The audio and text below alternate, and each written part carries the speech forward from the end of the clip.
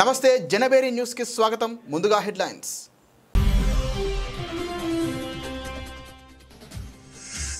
GST council సమావేశంలో కీలక నిర్ణయాలు. 22వ తేదీ నుంచే తగ్గుతున్న నిత్యావసరాల ధరలు. పేదలు మధ్యతరగతికి గణనీయంగా ఊరట.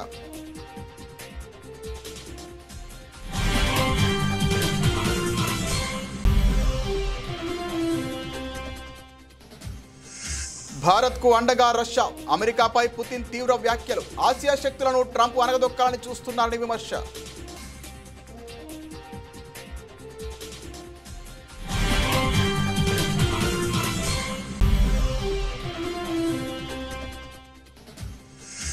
ట్రంప్ ప్రభుత్వానికి కోర్టులో గట్టి షాక్. హార్డ్వర్డ్కు అనుకూలంగా కీలక తీర్పు. $1 బిలియన్ పరిశోధన నిధుల నిలిపివేత చట్టవిరుద్ధమని స్పష్టీకరణ.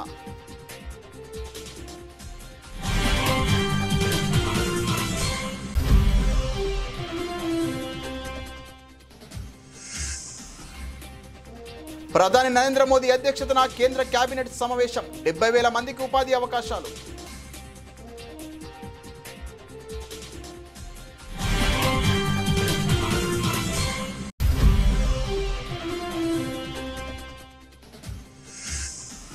మొబైల్ గ్యాలరీలో ఆధార్, పాన్ ఫోటోలు ఉంచొద్దు. ఫిక్కీ హ్యాక్ ప్రూఫ్ సదస్సులో సైబర్ సెక్యూరిటీ నిపుణులు రక్షిత్ టాండన్ సూచన.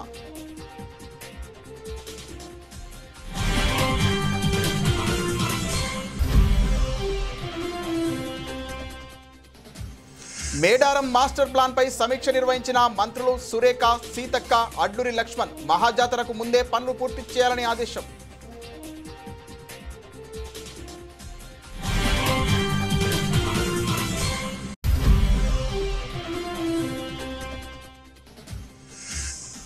కేంద్రం తెచ్చిన జీఎస్టీ సంస్కరణలను స్వాగతించిన సీఎం చంద్రబాబు. ఇవి పేదలకు, రైతులకు మేలు చేసే నిర్ణయాలన్న ముఖ్యమంత్రి.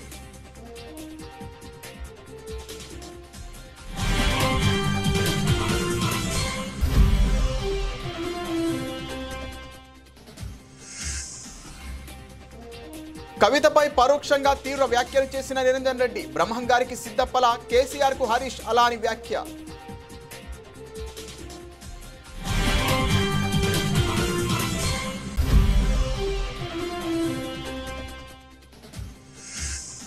కనీసం యూరియా ఇవ్వలేని అసమర్థ ప్రభుత్వం అంటూ మండిపడ్డ శాసన మండలి ప్రతిపక్ష నేత బొత్స సత్యనారాయణ. ఇదేనా చంద్రబాబు సుదీర్ఘ పాలన అనుభవం అంటూ నిలదీత.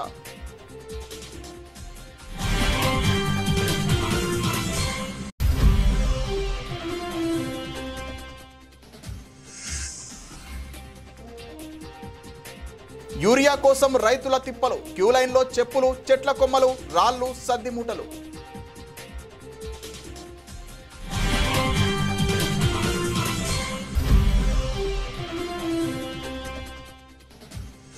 ప్రజాస్వామ్యం గురించి లోకేష్ మాట్లాడడం సిగ్గుచేటు. పులివెందుల జెడ్పీటీసీ ఎన్నికలో రిగ్గింగ్ చేసి గెలిచిన విషయం మరిచారా అంటూ మండిపడ్డ మాజీ MLA P Rabindranath Reddy.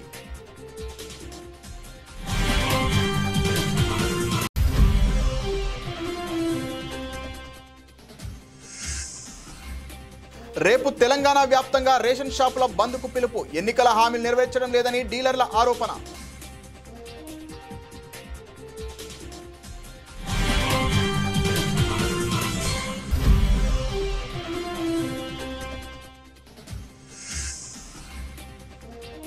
US open లో భారత సంచలనం. తొలిసారి సెమీస్ లో యూకీ బామ్రీ. కెరీర్ లో తొలిసారి గ్రాండ్ స్లామ్ సెమీఫైనల్ కు భారత ఆటగాడు.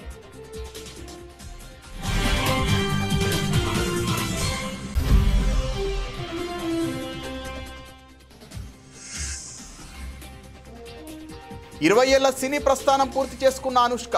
ఘాటీతో తొలిసారి పూర్తిస్థాయి యాక్షన్ పాత్రలో స్వీటీ.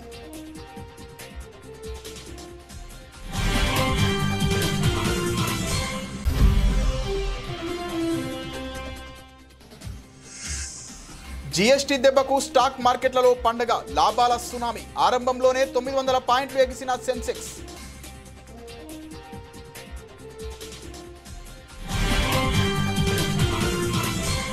దేశంలో జీఎస్టీ సంస్కరణలకు లైన్ క్లియర్ అయింది. పేదలు మధ్యతరగతికి ఊరటనిచ్చేలా పన్ను స్లాబుల కుదింపునకు జీఎస్టీ కౌన్సిల్ పచ్చ జెండా ఊపింది.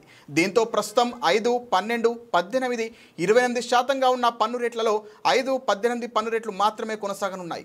హానికర విలాస వస్తువులపై 40% ప్రత్యేక పన్ను విధిస్తారు. ఎప్పటి నుంచో ప్రజలు కోరుతున్న మేరకు ఆరోగ్య, జీవిత బీమాలపై జీఎస్టీ పూర్తిగా రద్దయింది. బుధవారం జరిగిన జీఎస్టీ కౌన్సిల్ భేటీ అనంతరం కేంద్ర ఆర్థిక మంత్రి నిర్మలా సీతారామన్ ఈ వివరాలు వెల్లడించారు. దుర్గా నవరాత్రుల మొదటి రోజు అయిన సెప్టెంబర్ 22 తేదీ నుంచి జీఎస్టీ సంస్కరణలు అమల్లోకి వస్తాయని ప్రకటించారు. దేశంలోని సాధారణ ప్రజలకు ప్రయోజనం కలిగించేందుకే జీఎస్టీ సంస్కరణలు చేపట్టామని నిర్మలా సీతారామన్ చెప్పారు. The Honorable Prime Minister actually set the tone for the next generation reforms on the 15th of August when he spoke from the Red Fort. And he desired that we give the benefit to the people at the earliest. He mentioned Deepavali, but I'll go through the decisions in detail a bit. But this reform is not just on rationalizing rates. It's also on structural reforms. It's also on ease of living, so that businesses can do their business of working together with the GST with a great ease. So we have corrected inverted duty structure problems. We've resolved classification-related issues, and we have ensured that there will be stability and predictability about the GST. Rate rationalization, of course, we've reduced the slabs. There shall be only 2 slabs, and we are addressing also the issues of compensation cess. Ease of living, simplify. Bharat, China వంటి దేశాలపై America అనుసరిస్తున్న తీరును Russia అధ్యక్షుడు Vladimir Putin తీవ్రంగా తప్పుబట్టారు. భారీ సుంకాలతో ఆ దేశాలను ఆర్థికంగా దెబ్బతీయాలని చూడటం సరికాదని ఆయన విమర్శించారు. అమెరికాతో సుంకాల వివాదం నడుస్తున్న వేళ భారత్కు మద్దతుగా పుతిన్ చేసిన ఈ వ్యాఖ్యలు అంతర్జాతీయంగా ప్రాధాన్యం సంతరించుకున్నాయి. చైనా పర్యటనలో ఉన్న పుతిన్ ఎస్సీఓ సదస్సు అనంతరం మీడియాతో మాట్లాడారు. ఆసియాలోని 2 అతిపెద్ద శక్తులైన భారత్, చైనాలను అనగదొక్కేందుకు ట్రంప్ ప్రభుత్వం ఆర్థిక ఒత్తిడిని ఒక ఆయుధంగా ఉపయోగిస్తోందని ఆయన ఆరోపించారు. ఈ 2 దేశాల మధ్య భాగస్వామ్యాన్ని బలహీనపరిచేందుకే అమెరికా ఇలాంటి చర్యలకు పాల్పడుతోందని అన్నారు. భారత్, చైనాలు దాదాపు 150 కోట్ల జనాభా చొప్పున శక్తివంతమైన ఆర్థిక వ్యవస్థలుగా ఎదుగుతున్నాయి. ఇప్పటికీ వారిని అనగదొక్కాలని మాట్లాడడం సరికాదు. భాగస్వాములతో మాట్లాడేటప్పుడు సరైన పదాలు వాడాలి అని పుతిన్ స్పష్టం చేశారు. You have countries like India, almost 1.5 billion people, China, with powerful economies, but they also have their own domestic political mechanisms and laws. So when somebody tells you that they're going to punish you, you have to think, how can the leadership of those countries, of those big countries, which had difficult periods in their history too, that had to do with colonialism, with attacks on their sovereignty during prolonged periods of time, you have to understand that ప్రతిష్టాత్మక Harvard విశ్వవిద్యాలయం విషయంలో Trump ప్రభుత్వానికి America federal కోర్టులో గట్టి ఎదురుదెబ్బ తగిలింది. యూనివర్సిటీకి కేటాయించిన బిలియన్ల డాలర్ల పరిశోధన నిధులను నిలిపివేయడం చట్టవిరుద్ధమని కోర్టు బుధవారం స్పష్టం చేసింది. యూది వ్యతిరేకతను ఒక సాకుగా చూపి దేశంలోని అగ్రశ్రేణి విశ్వవిద్యాలయాలపై ప్రభుత్వం సైద్ధాంతిక దాడికి పాల్పడిందని US district court for Massachusetts judge Allison Burroughs సంచలన వ్యాఖ్యలు చేశారు. వివరాల్లోకి వెళితే ఈ ఏడాది ఏప్రిల్ 11న ట్రంప్ యంత్రాంగం హార్వర్డ్ విశ్వవిద్యాలయానికి పలు డిమాండ్లతో కూడిన లేఖను పంపింది. క్యాంపస్లో యూది వ్యతిరేకతను అరికట్టాలని, కొన్ని మైనారిటీ వర్గాలకు అనుకూలంగా ఉండే వైవిధ్య, ఈక్విటీ, ఇంక్లూజన్ కార్యక్రమాలను పూర్తిగా రద్దు చేయాలని ఆదేశించింది. అయితే ఈ డిమాండ్లను హార్వర్డ్ తిరస్కరించడంతో ఏప్రిల్ 14న ప్రభుత్వం కఠిన చర్యలు తీసుకుంది. బహుళ సంవత్సరాల గ్రాంట్ల క్రింద రావాల్సిన $2.2 బిలియన్ పాటు $60 మిలియన్ కాంట్రాక్టు విలువను ఫ్రీజ్ చేస్తున్నట్లు ప్రకటించింది. ప్రభుత్వ చర్య అమెరికా రాజ్యాంగంలోని మొదటి సవరణ, పౌర హక్కుల చట్టంలోని టైటిల్ 6 నిబంధనలను ఉల్లంఘించేలా ఉందని జడ్జి బరోస్ తన తీర్పులో పేర్కొన్నారు.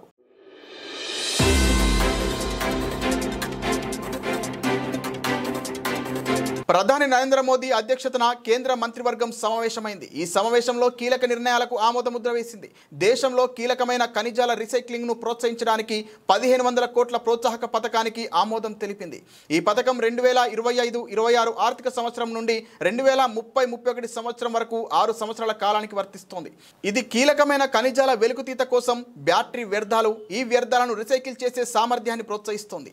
కొత్త యూనిట్లలో పెట్టుబడి పెట్టడంతో పాటు ఇప్పటికే ఉన్న యూనిట్ల విస్తరణ, ఆధునీకరణ, వైవిధ్యీకరణకు ఈ పథకం వర్తిస్తోంది. యూనిట్కు మొత్తం ప్రోత్సాహకం కింద పెద్ద యూనిట్లకు 50 కోట్లు, చిన్న యూనిట్లకు 25 కోట్ల గరిష్ట పరిమితి ఉంటుంది. పథకం దాదాపు 8,000 కోట్ల పెట్టుబడిని తీసుకువస్తోందని, దాదాపు ప్రత్యక్షంగా పరోక్షంగా 70,000 ఉద్యోగాలను తీసుకువస్తాయని భావిస్తున్నారు. ఈ పథకం నేషనల్ క్రిటికల్ మినరల్ మిషన్ NCMMలో భాగంగా ఉంటుంది. భారత్లో ఇలాంటి ఖనిజాల దేశీయ సరఫరా పెంచడం, సరఫరా గెలుపును బలోపేతం చేయడం దీని లక్ష్యం. సకాలంలో ఉత్పత్తిని ప్రారంభించే వారికి పూర్తి సబ్సిడీ ఇవ్వబడుతుంది. ఆలస్యమైతే తక్కువ సబ్సిడీ ఇస్తారు. రెండోది OPEX సబ్సిడీ. దీని కింద బేస్ ఇయర్ 2025-26తో పోలిస్తే పెరిగిన అమ్మకాలకు బహుమతులు సైతం ఇస్తారు. 2026-27 నుండి 2030-31 వరకు మొదటి దశలో 40% సబ్సిడీ, 5వ సంవత్సరం వరకు 60% సబ్సిడీ ఇస్తారు. ఈ పథకం కింద కొన్ని పరిమితులు విధించారు. పెద్ద పరిశ్రమలకు మొత్తం సబ్సిడీ 50 కోట్ల వరకు, చిన్న పరిశ్రమలకు, స్టార్టప్లకు 25 కోట్ల వరకు ఉంటుంది.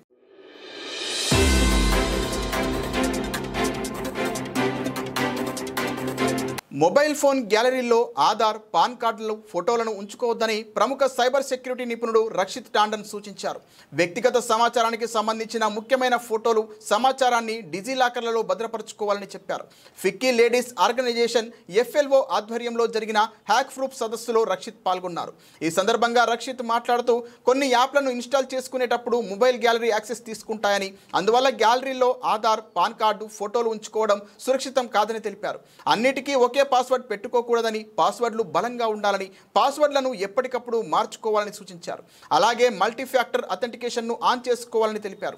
సైబర్ సెక్యూరిటీపై, సైబర్ నేరాలు ఎలా జరుగుతున్నాయనే అంశాలపై ప్రతి ఇంట్లో చర్చలు జరపాలని సూచించారు. కాగా ఆన్లైన్లో ఎలా నడుచుకోవాలనే డిజిటల్ హైజీన్ను పిల్లలకు నేర్పించాల్సిన బాధ్యత తల్లిదండ్రులేనని రక్షిత్ టాండన్ స్పష్టం చేశారు.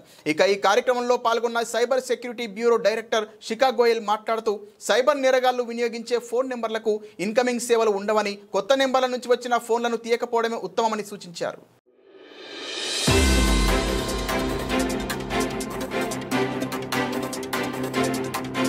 తెలంగాణ ఆత్మగౌరవానికి ప్రతీకలైన మేడారం సమ్మక్క సారలమ్మ వనదేవతల జాతర ఖ్యాతి ఖండాంతరాలు దాటాలని, ఈ మేరకు మహాజాతర నిర్వహిస్తున్నట్లు మంత్రి కొండా సురేఖ, దనసరి అనసూయ సీతక్క, అడ్డూరి లక్ష్మణ్ కుమార్ తెలిపారు. జాతర ఏర్పాట్లు, ప్రాంగణంలో శాశ్వత నిర్మాణాలపై మంత్రులు, సచివాలయంలో దేవాదాయ శాఖ మంత్రి ఛాంబర్లో ఉన్నత స్థాయి సమీక్ష నిర్వహించారు. సమీక్షలో దేవాదాయ శాఖ ముఖ్య కార్యదర్శి శైలజ రామయ్యర్, ములుగు కలెక్టర్ దివాకర్, ఇతర ఉన్నతాధికారులు పాల్గొన్నారు. ఈ సందర్భంగా మేడారం పూజారుల సూచనల మేరకు వనదేవతల ప్రాంగణ నూతన డిజైన్ను మంత్రులు పరిశీలించారు. డిజైన్లలో చేయాల్సిన మార్పులపై సూచనలు చేశారు. మేడారం నిర్వహణ పనులను మహాజాతరలోపు పూర్తి చేసేలా చర్యలు చేపట్టాలని అధికారులు, నిర్మాణ సంస్థను మంత్రులు ఆదేశించారు. భక్తుల సందర్శనార్థం వనదేవతల గద్దెల ఎత్తు పెంచాలని పూజారులు మంత్రుల దృష్టికి తీసుకురాగా తగిన మేరకు డిజైన్లు మార్చాలని సూచించారు. భక్తుల సందర్శనార్థం సమ్మక్క సారలమ్మ, పడిగిద్దరాజు, గోవిందరాజుల గద్దెలు ఒకే వరుస క్రమంలో ఉండేలా ఏర్పాటు చేయాలని ఆదేశించారు. తద్వారా ఎలాంటి జాప్యం లేకుండా వనదేవతలను భక్తులు దర్శించుకునేందుకు అనువుగా ఉంటుందని మంత్రులు చెప్పారు. గత జాతర అనుభవాలను దృష్టిలో ఉంచుకొని మరిన్ని ఏర్పాట్లు చేయాలని, జాతర సమయంలో భక్తులకు సహాయపడేందుకు వాలంటీర్లను నియమించాలని సూచించారు. ఆదివాసీ సంస్కృతి సాంప్రదాయాలకు అనుగుణంగా మేడారం పరిసరాలను తీర్చిదిద్దాలన్నారు. ఈసారి మహాజాతరకు ప్రభుత్వం 150 కోట్లు కేటాయించిందని మంత్రులు తెలిపారు.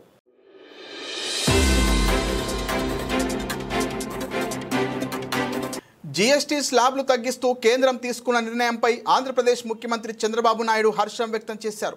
జీఎస్టీ స్లాబ్లను మారుస్తూ తీసుకొచ్చిన సంస్కరణలన్నీ స్వాగతిస్తున్నట్లు చెప్పారు.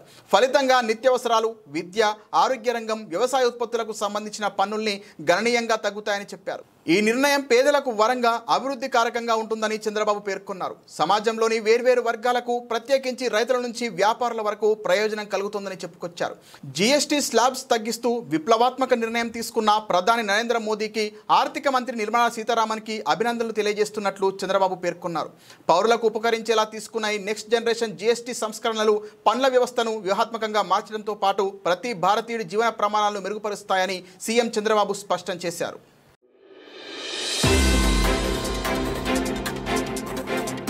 మాజీ మంత్రి హరీష్ రావును లక్ష్యంగా చేసుకుని కవిత చేసిన విమర్శలపై ఆ పార్టీ సీనియర్ నేత మాజీ మంత్రి నిరంజన్ రెడ్డి తీవ్రంగా స్పందించారు. పరోక్షంగా కవితను ఉద్దేశిస్తూ ఆయన ఘాటు వ్యాఖ్యలు చేశారు. కొందరు ఎవరి ప్రయోజనాల కోసమో హరీష్ రావును లక్ష్యంగా చేసుకున్నారని నిరంజన్ రెడ్డి మండిపడ్డారు. పార్టీకి అండగా నిలవాల్సిన సమయంలో ప్రత్యర్థులకు బలం చేకూర్చేలా మాట్లాడడం బాధాకరమని ఆవేదన వ్యక్తం చేశారు. ఈ తరహా వ్యాఖ్యల వెనుక ఉన్న అజెండా ఏంటో ప్రజలు గమనిస్తున్నారని ఆయన అన్నారు. ఏదైనా సమస్య ఉంటే చర్చించుకోవడానికి వేరే పద్ధతులు ఉంటాయని సూచించారు. పార్టీ ఆవిర్భావం నుంచి హరీష్ రావు ఉన్నారని నిరంజన్ రెడ్డి గుర్తు చేశారు. బ్రహ్మం గారికి సిద్ధప్ప ఎలాగో కేసీఆర్ కు హరీష్ రావు అలాంటి వాడు. జలదృశ్యంలో పార్టీ గద్దె కడిగింది, జెండా కట్టింది కూడా హరీష్ రావే అని ఆయన అన్నారు. శత్రువు పైచేయి సాధించకుండా ఉండాలంటే మనం ఎటువంటి వ్యూహాత్మకమైన అడుగులు వేయాలి, ఇట్లా అనేక రకాల అంశాల మీద అనేక ఉద్యమాలను అధ్యయనం చేసి ఆయా సందర్భాల్లో ప్రభుత్వాలు వివరించినటువంటి తీరుని చాలా క్షుణ్ణంగా లోతుగా అధ్యయనం చేసినటువంటి మొదటి 1/2 మందిలో నేను ఒకని. 1/2 లేదా డజన్ అనుకుందాం. ఇక అప్పటి నుంచి హరీష్ ఉన్నాడు. ఉండడం కాదు, ఎదురు చెప్పకుండా ప్రశ్నించకుండా ఏమి చెప్తే అది చేసినటువంటి బ్రహ్మం గారికి, వీరబ్రహ్మం గారి చరిత్రలో మనం చూస్తాం. సిద్ధయ్య అని ఉంటాడు. నేను నా జీవితం నాకంటే హరీష్ 10-11 ఏళ్ళు చిన్నవాడు వయసులో. హరీష్ రావు గారైనా సంబోధించారా? ఆనాటి పరిస్థితులు నెమరు వేసుకుంటున్నా కాబట్టి హరీష్ అని సంబోధిస్తున్నా అనేదా భావించేవాడు. ఓ సిద్ధయ్య లాగా వీరబ్రహ్మం గారి కథలో సిద్ధయ్య గురించి మీకు తెలిసే ఉంటుంది. తన సొంత వాళ్లను అక్కడ కుళ్ళినటువంటి కుక్కల కుళ్ళిన ఆ మాంసం, అక్కడ కుళ్ళిన మాంసం ఉంది, మీరు భుజించండి అని చెప్తే అది కుళ్ళింది. రైతుల విషయంలో కూటమి సర్కార్ రాక్షసత్వం ప్రదర్శిస్తోందని, కనీసం యూరియా కూడా ఇవ్వాలని అసమర్థ ప్రభుత్వం ఇదని శాసన మండలి ప్రతిపక్ష నేత బొత్స సత్యనారాయణ మండిపడ్డారు. కాకినాడలో మాజీ ఎమ్మెల్యే ద్వారంపూడి చంద్రశేఖర్ రెడ్డి క్యాంపు కార్యాలయం ఆయన పార్టీ నేతలతో కలిసి మీడియా సమావేశం నిర్వహించారు. ఈ సందర్భంగా బొత్స సత్యనారాయణ మాట్లాడుతూ సుదీర్ఘ పాలనా అనుభవం ఉందని పదే పదే చెప్పుకునే చంద్రబాబుకు వ్యవసాయ సీజన్లో రైతులకు ఏ మేరకు ఎరువులు కావాలో ముందుగానే ప్రణాళికను సిద్ధం చేసుకోవాలనే విషయం తెలియదా అని ప్రశ్నించారు. కూటమి ప్రభుత్వ రైతు వ్యతిరేక విధానాలకు నిరసనగా యూరియా కొరత, పంటలకు మద్దతు ధరలపై అన్ని ఆర్టీఓ కార్యాలయాల వద్ద ఆందోళన నిర్వహించి డిమాండ్ పత్రాలను సమర్పిస్తున్నట్లు తెలిపారు. ప్రాంతాల్లో ఈ రైతులతో కలిసి యూరియా గురించి ఇప్పటికీ చాలా అధికారులను కలవడం, వాళ్ళ మీద ఒత్తిడి చేయడం చేస్తూ ఉన్నాం. అయినప్పుడు కామన్గా రాష్ట్రం అంతా కూడా రేపు 9వ తేదీ నాడు అన్ని ఆర్టీఓ ఆఫీసుల్లోనూ రైతాంగంతో రైతు సంఘాలతో కలిసి రైతుల కోసం యూరియా తాలూకా డిమాండ్ మీద వెంటనే ఫుల్ఫిల్ చేసి అందుబాటులో తేవడానికి ఒక కార్యాచరణ రూపొందించి 9వ తేదీన ఆర్టీఓ ఆఫీసులకి వినతి పత్రాలు ఇవ్వాలని మనం నిర్ణయించాం. యావత్ ఉమ్మడి రాష్ట్రంలో ఆంధ్రులందరికీ కూడా సంబంధించిన ఒక ఫ్యాక్టరీ 32 మంది బలిదానాలతో వచ్చిన ఫ్యాక్టరీ అది. ఎంతోమంది పెద్దలు దానికోసం ప్రాంతీయాలు చేయడం.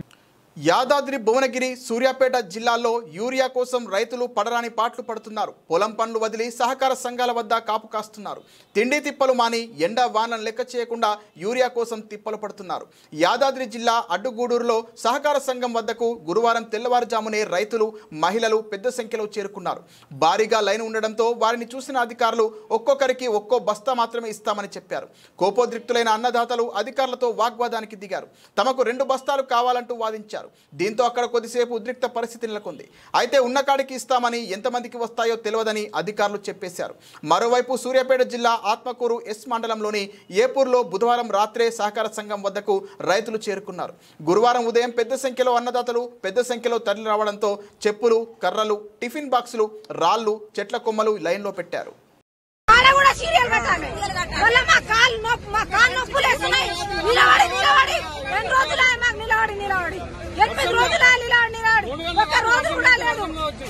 కలుపు తీసి నేను ఈ మందు కోసమే తిరుగుతున్నా. మందు కోసమే, యూరియా కోసమే తిరుగుతున్నా. 15 రోజులే తిరిగి కాళ్ళు నొప్పులు పెడుతున్నా, జ్వరం వస్తుంది. పిల్లలేమో ఇంటికాడ లవలవ మొత్తుకుంటూ ఏం చేయాలి? అట్లా అవుతుంది పరిస్థితి. డిఫాక్టో సీఎంగా వ్యవహరిస్తున్న మంత్రి నారా లోకేష్ పులివెందుల జెడ్పీటీసీ ఉప ఎన్నికల్లో ప్రజాస్వామ్యం గెలిచిందని మాట్లాడడం సిగ్గుచేటని మాజీ ఎమ్మెల్యే వైఎస్ఆర్ కడప జిల్లా అధ్యక్షుడు పి రవీంద్రనాథ్ రెడ్డి మండిపడ్డారు. వైఎస్ఆర్ కడప జిల్లా పార్టీ కార్యాలయంలో మాజీ MLA, MLC Ramasubba Reddy, Raghurama Reddy party ముఖ్య నేతలతో కలిసి మీడియా సమావేశం నిర్వహించారు. ఈ సందర్భంగా రవీంద్రనాథ్ రెడ్డి మాట్లాడుతూ అంబేద్కర్ రాజ్యాంగాన్ని తుంగలో తొక్కి రెడ్ బుక్ రాజ్యాంగాన్ని అమలు చేస్తున్న నారా లోకేష్ ప్రజాస్వామిక విలువల గురించి మాట్లాడడం విడ్డూరంగా ఉందని ఆగ్రహం ఆవేశంతో ఆక్షేపించారు. పులివెందుల ఒంటిమిట్ట జెడ్పీటీసీ ఎన్నికల్లో పోలీసులను అడ్డం పెట్టుకుని కిరాయి మూకలతో రిగ్గింగ్ చేసి గెలిచిన విషయాన్ని లోకేష్ మర్చిపోయారని ప్రశ్నించారు.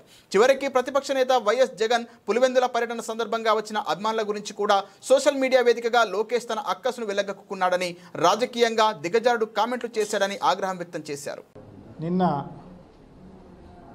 నారా లోకేష్ గారు వైఎస్ఆర్ కడప జిల్లాకు రావడం జరిగింది. నాడు అనేది అందరితో కలిసి రావడం జరిగింది. సో ఇది సపరేట్గా జిల్లాకు వస్తున్నాడు అంటే నిజంగా కూడా ప్రజలు ఎక్స్పెక్ట్ చేస్తారు. అలాగే మహానాడులో గొప్పగా చెప్పడం జరిగింది. స్టీల్ ఫ్యాక్టరీ అంతా 4 నెలల కిందటనే, అంటే మహానాడు అయిపోయిన తర్వాత మరుసటి నెలలోనే 12వ తారీఖు కల్లా భూమి పూజ జరుగుతుందని చెప్పి గొప్పలు చెప్పి పోవడం జరిగింది. ఇంతవరకు దానిపైన ఏమన్నా రివ్యూ చేస్తారేమో, ఎంతవరకు వచ్చింది ఏం కథ అని చెప్పేసి ఇవన్నీ కూడా చూసే కార్యక్రమం జరుగుతుంది. అది కాకుండా విద్యాశాఖ మంత్రి కాబట్టి స్కూళ్ళన్నీ విజిట్ చేసి ఇవన్నీ కూడా ఏదైనా స్కూళ్ళకు సంబంధించి మంచి జరుగుతుందేమో అని చెప్పేసి అనుకోవడం జరుగుతుంది. సో అవన్నీ ఏమీ చేయకోకుండా ఊరికే ఆయన ఎవరో పుట్టిన బిడ్డకు తెలంగాణలో రేషన్ పంపిణీపై రేపు ప్రభావం పడనుంది. ప్రభుత్వం ఇచ్చిన హామీలను నెరవేర్చడంలో విఫలమైందని ఆరోపిస్తూ రేషన్ డీలర్లు రాష్ట్ర వ్యాప్త బంద్కు పిలుపునిచ్చారు. దీంతో రేపు రాష్ట్రంలోని అన్ని రేషన్ దుకాణాలు మూతపడనున్నాయి. ఎన్నికలకు ముందు తమకు నెలకు 5,000 గౌరవ వేతనం ఇస్తామని, కమిషన్ పెంచుతామని ప్రభుత్వం హామీ ఇచ్చిందని, అయితే అధికారంలోకి వచ్చి 21 నెలలు గడుస్తున్నా వాటిని పట్టించుకోవడం లేదని తెలంగాణ రేషన్ డీలర్ల సంక్షేమ సంఘం ఆరోపించింది. వీటితో పాటు డీలర్ల కుటుంబాలకు హెల్త్ కార్డులు మంజూరు చేయాలని, దుకాణాల అద్దె, బియ్యం దిగుమతి ఛార్జీలను కూడా ప్రభుత్వమే చెల్లించాలని వారు డిమాండ్ చేస్తున్నారు. గత 5 నెలలుగా కమిషన్ బకాయిలతో పాటు గన్ని బ్యాగుల బిల్లులను కూడా ప్రభుత్వం చెల్లించకపోవడంపై డీలర్లు తీవ్ర అసంతృప్తి వ్యక్తం చేస్తున్నారు. తమ సమస్యల పట్ల ప్రభుత్వం ఉదాసీనంగా వ్యవహరిస్తోందని రాష్ట్ర రేషన్ డీలర్ల సంఘం అధ్యక్షుడు బత్తుల రమేష్ బాబు విమర్శించారు. తెలంగాణ రాష్ట్ర రేషన్ డీలర్ల సంక్షేమ సంఘం అధ్యక్షుడిని బత్తుల రమేష్ బాబు మాట్లాడుతున్నాము. ఈ రోజు సోమాజిగూడ ప్రెస్ లో వివిధ జిల్లాలకు వెళ్లొచ్చిన జిల్లా అధ్యక్ష కార్యదర్శులు, తెలంగాణ రాష్ట్ర రేషన్ డీలర్ల కార్యవర్గం మొత్తం ఉంది. ఈ రోజు ఈ ప్రెస్ మీట్ ముఖ్య ఉద్దేశము, మాకు కాంగ్రెస్ ప్రభుత్వము 5 నెలల కమిటీ పాత బకాయిలు రాలేదు. ఈ సెంట్రల్ గవర్నమెంట్ ఇంతవరకు మాకు పాత బకాయిలు రాకుంటే రేషన్ డీలర్లు రాష్ట్ర వ్యాప్తంగా ఆర్థిక ఇబ్బందులతో తట్టుకోలేక వచ్చే పండుగల సీజన్ ఉన్నది కాబట్టి మాకు వెంటనే కమిషన్ విడుదల చేయాలనేది ముఖ్య ఉద్దేశము. మరియు కాంగ్రెస్ ప్రభుత్వం మేనిఫెస్టోలో పెట్టిన ప్రకారం రేషన్ డీలర్లకు గౌరవ వేతనము 300 రూపాయల కమిషన్ మన ప్రభుత్వం వచ్చిన వెంటనే మేము జీవో విడుదల. భారత టెన్నిస్ క్రీడాకారుడు యూకీ బాంబ్రీ తన కెరీర్లోనే ఒక చారిత్రాత్మక విజయాన్ని నమోదు చేశాడు. యుఎస్ ఓపెన్ పురుషుల డబుల్స్ విభాగంలో తొలిసారిగా సెమీఫైనల్కు చేరుకుని సంచలనం సృష్టించాడు. న్యూజిలాండ్కు చెందిన తన భాగస్వామి మైకెల్ వీనస్తో కలిసి ఆడుతున్న యూకీ బుధవారం జరిగిన క్వార్టర్ ఫైనల్ మ్యాచ్లో అద్భుత ప్రదర్శన కనబరిచాడు. కోర్టు 17లో జరిగిన హోరాహోరీ పోరులో ఈ ఇండో కివీ జోడీ 11వ సీడ్ ద్వయం నికోలా మెక్టిక్ రాజీవ్ రామ్లకు షాకిచ్చింది. 3 సెట్ల పాటు సాగిన ఈ మ్యాచ్లో యూకీ వీనస్ ద్వయం 6-3, 6-7, 6-3 తేడాతో విజయం సాధించి సెమీస్లో అడుగుపెట్టింది. అంతకుముందు ప్రీ క్వార్టర్స్లో 4వ సీడ్ జోడీపై గెలిచి ఈ జంట అందరి దృష్టిని ఆకర్షించింది. ఒకప్పుడు జూనియర్ వరల్డ్ నెంబర్ 1గా నిలిచి 2009లో ఆస్ట్రేలియన్ ఓపెన్ బాయ్స్ టైటిల్ గెలుచుకున్న 33 ఏళ్ల యూకీ బాంబ్రీ ఆ తర్వాత తీవ్రమైన గాయాలతో కెరీర్లో వెనుకబడ్డాడు. సింగిల్స్ నుంచి డబుల్స్కు మారిన తర్వాత ఇప్పుడు తన కెరీర్లోనే అత్యుత్తమ ప్రదర్శనతో గ్రాండ్ స్లామ్ సెమీఫైనల్కు చేరాడు. లియాండర్ పేస్, మహేష్ భూపతి, రోహన్ బోపన్న వంటి దిగ్గజాల తర్వాత భారత డబుల్స్ వారసత్వాన్ని యూకీ ముందుకు తీసుకెళ్తున్నాడు.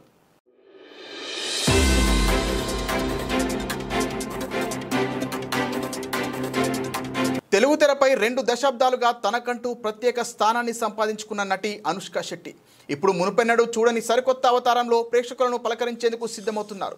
అరుంధతి, రుద్రమదేవి, భాగమతి వంటి చిత్రాలతో లేడీ ఓరియంటెడ్ సినిమాలకు కొత్త నిర్వచనం ఇచ్చిన ఆమె ఇప్పుడు ఘాటీ చిత్రంతో తన కంఫర్ట్ జోన్ దాటి పూర్తిస్థాయి యాక్షన్ పాత్రలో కనిపించనున్నారు. తన 20 ఏళ్ల సినీ ప్రస్థానం పూర్తయిన సందర్భంగా ఏర్పాటు చేసిన విలేకరుల సమావేశంలో అనుష్క ఈ సినిమాకు సంబంధించిన ఎన్నో ఆసక్తికర విషయాలను పంచుకున్నారు. ఘాటీ తన కెరీర్లో ఒక ప్రత్యేక చారిత్రాత్మకమైన చిత్రమని అనుష్క తెలిపారు. ఇప్పటి వరకు నేను చేయని పాత్ర ఇది. ఇందులో చాలా కోణాలుంటాయి. ప్రేక్షకులు నన్ను కొత్తగా చూస్తారు. నా కెరీర్లో అరుంధతి, రుద్రమదేవి లాంటి పాత్రలు ఎంత బలమైనవో ఘాటిలోని శీలావతి పాత్ర కూడా అంతే శక్తివంతమైంది. అయితే ఈ పాత్ర కోసం నేను నా కంఫర్ట్ జోన్ నుంచి పూర్తిగా బయటకు వచ్చి నటించాల్సి వచ్చిందని ఆమె వివరించారు. దర్శకుడు క్రిష్, రచయిత చింతకింది శ్రీనివాసరావు కథ చెప్పినప్పుడే ఎంతో ఆసక్తి కలిగిందని, వెంటనే ఈ సినిమా చేయడానికి ఒప్పుకున్నానని అన్నారు. సరదాగా మాట్లాడుతూ నేను సరోజ లాంటి పాత్రతో సినిమా అడిగితే క్రిష్ గారు నాకు ఘాటి ఇచ్చారు. ఇది నాకు లభించిన అత్యుత్తమ స్క్రిప్ట్లలో ఒకటి అని నవ్వుతూ చెప్పారు. కేంద్ర ప్రభుత్వం జీఎస్టీ వ్యవస్థలో చేపట్టిన చారిత్రాత్మక సంస్కరణలు స్టాక్ మార్కెట్లలో సరికొత్త ఉత్సాహాన్ని నింపాయి. ఈ సానుకూల పరిణామంతో గురువారం ఉదయం ట్రేడింగ్ ప్రారంభమైన వెంటనే సూచీలు పరుగులు పెట్టాయి. బీఎస్ఈ సెన్సెక్స్ ఒక దశలో ఏకంగా 888 పాయింట్లు ఎగబాకి 81,456 వద్దకు చేరింది.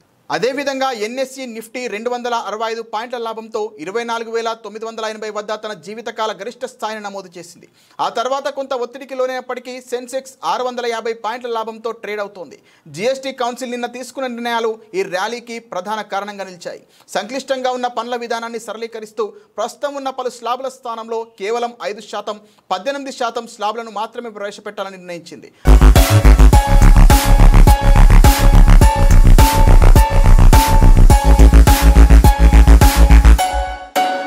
బులెటిన్ ముగించే ముందు హెడ్లైన్స్ మరోసారి.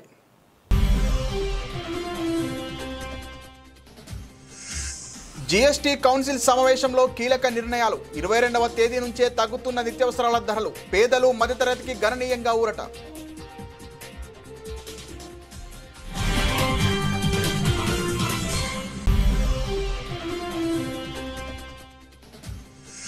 భారత్కు అండగా రష్యా. అమెరికాపై పుతిన్ తీవ్ర వ్యాఖ్యలు. ఆసియా శక్తులను ట్రంప్ అనగదొక్కాలని చూస్తున్నారని విమర్శ.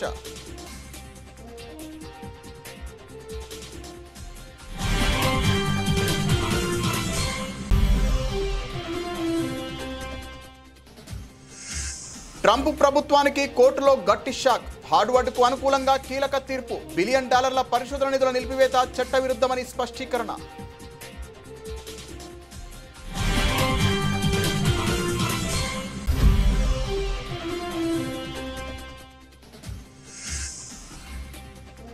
ప్రధాని నరేంద్ర మోదీ అధ్యక్షతన కేంద్ర కేబినెట్ సమావేశం. 70,000 మందికి ఉపాధి అవకాశాలు.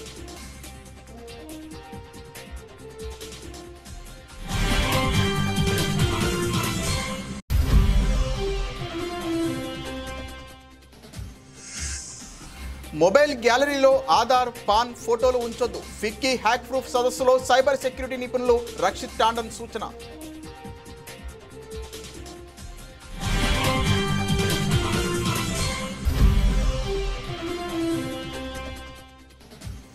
మేడారం మాస్టర్ ప్లాన్ పై సమీక్ష నిర్వహించిన మంత్రులు సురేఖ, సీతక్క, అడ్లూరి లక్ష్మణ్. మహాజాతరకు ముందే పనులు పూర్తి చేయాలని ఆదేశం.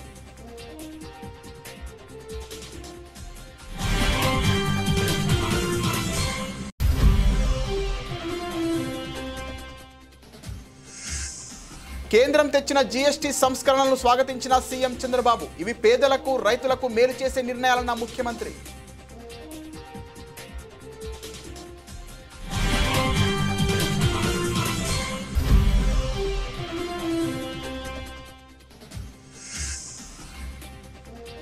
కవితపై పరోక్షంగా తీవ్ర వ్యాఖ్యలు చేసిన నిరంజన్ రెడ్డి. బ్రహ్మంగారికి సిద్ధప్పల, కేసీఆర్ కు హరీష్ అలా అని వ్యాఖ్య.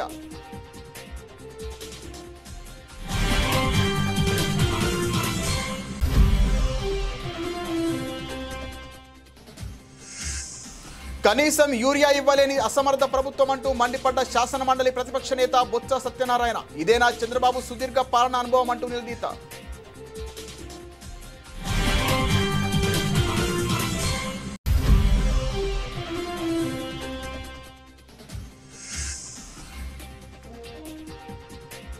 యూరియా కోసం రైతుల తిప్పలు. క్యూ లైన్లో చెప్పులు, చెట్ల కొమ్మలు, రాళ్లు, సద్ది మూటలు.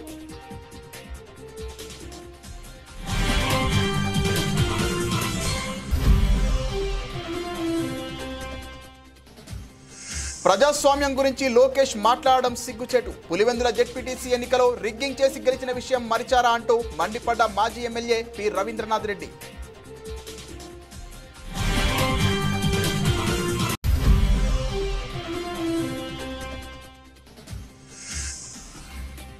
రేపు తెలంగాణ వ్యాప్తంగా రేషన్ షాపుల బంద్కు పిలుపు. ఎన్నికల హామీలు నెరవేర్చడం లేదని డీలర్ల ఆరోపణ.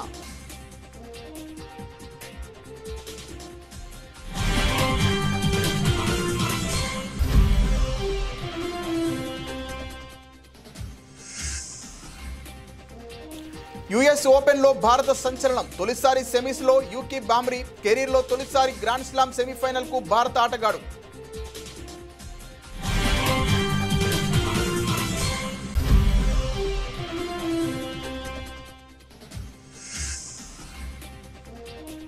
ఇరవై ఏళ్ల సినీ ప్రస్థానం పూర్తి చేసుకున్న అనుష్క. ఘాటీతో తొలిసారి పూర్తిస్థాయి యాక్షన్ పాత్రలో స్వీటీ.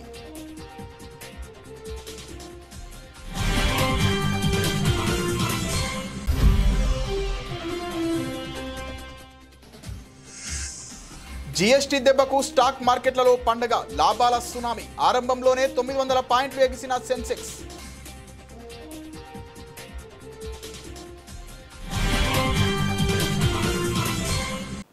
ఇది ఇవాల్టి బులెటిన్. మరిన్ని వార్తల సమాహారంతో మళ్ళీ కలుద్దాం. నమస్తే.